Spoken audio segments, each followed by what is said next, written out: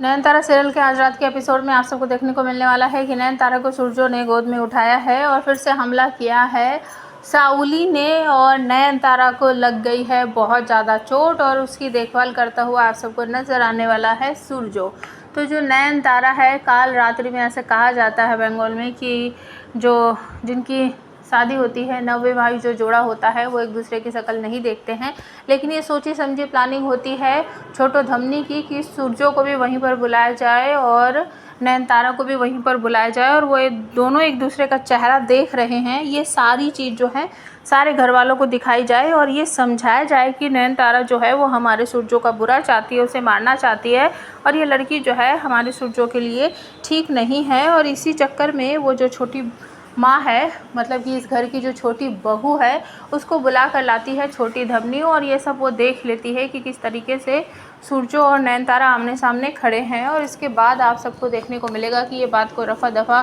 करती हुई नज़र आएगी आप सबको ललिता। और उसके बाद नेक्स्ट मॉर्निंग जब सूरजो अपना तैयार व्यार होकर घर से जाने के लिए निकलेगा तो नयनतारा उसके पीछे पीछे भाग कर आएगी और उसे रोकने की कोशिश करेगी और फिर से सूरजो जो है उसे डांटता हुआ आप सबको दिखेगा और भड़क जाएगा कि तुम्हारा दिमाग खराब है क्या, जब भी मैं घर से बाहर जाता हूँ नयनतारा पीछे से आवाज़ लगाती लगती है और वो कहती है कि आपको मेरी मासी बुला रही है, नहीं आपकी मासी बुला रही है, आपको इस घर की मालकिन बुला रही है, आपको मेरी मासी बुला रही है। मतलब वो बहुत ज़्यादा घबरा जाती है और उसके बाद वो कहती है कि आपकी माँ ललिता देवी बुला रही है। तब सूरजो कहता है ये बात तुम आराम से नहीं कह सकती कि मुझे मेरी माँ बुला रही है, इतना बात को घुमा फिरा कर कहती हो। और पीछे पीछे हटने के चक्कर में नयनतारा नीचे गिर पड़ती है और सीढ़ियाँ जो है उसके सर में लग जाती है और उसको चोट लग जाती है, उसकी ब्लीडिंग होने लगती है। लेकिन ये बात तो सूरजो को नहीं पता है, वो डांटता रहता है कि ओ फिर से गिर गई तुम, फिर से तुम्हारा ड्रामा शुरू हो गया कि तुम्हारी तबीयत ख़राब हो गई है। अब जब सूरजो जाने लगता है तो नयनतारा पीछे से हाथ करके इशारा कहती है कि मुझे बहुत चोट लग गई है, मुझे दर्द हो रहा है। तो सूरजो जब उसे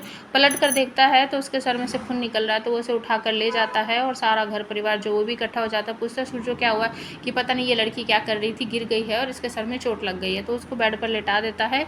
और उसके बाद छोटी माँ जो है वो उसको फर्स्ट एड की जो किट होती है उसका जो बैग वैग होता है वो उठा कर लाती है और वो उसके सर में पट्टी वट्टी बांधता है। और उसके बाद आपको दर्द हो रहा है, वो पट्टी वट्टी नहीं बांधने दे रही है तो सूरजो उसको डांटता है कि चुपचाप लेटी रही हूँ, मुझे अपना काम करने दो और ये पट्टी बांधने दो, नहीं तो बहुत सारा खून निकल जाएगा, फिर तुम्हें हॉस्पिटल जाना पड़ेगा। तो इस तरीके से वो उसे डांटता है और उसके बाद अपनी छोटी माँ को कहता है कि छोटो माँ इसको मेरे पीछे मत भेजा करो, मुझे बुलाने के लिए किसी और को भेज दिया करो, इसको तो चलने का ही नहीं पता, सीढ़ियों पे गिरकर इतना सारा इसने चोट लगवा ली है। और उसके बाद आपको देखने को मिलेगा कि छोटो धमनी जो है इस बात का भी बहुत सारा ड्रामा क्रिएट करती है कि ये कैसी लड़की है, कभी खुद चोट लगवा लेती है, कभी घर वालों को चोट मार देती है, ये इस घर के लिए अशुभ है, इसे तो घर में नहीं रखना चाहिए, इस तरीके से बहुत सारी बातें बोलती है। लेकिन ललिता आकर इस बात को संभाल लेती है और कहती है कि नयनतारा को मैंने ही भेजा था सूरजो को बुलाने के लिए।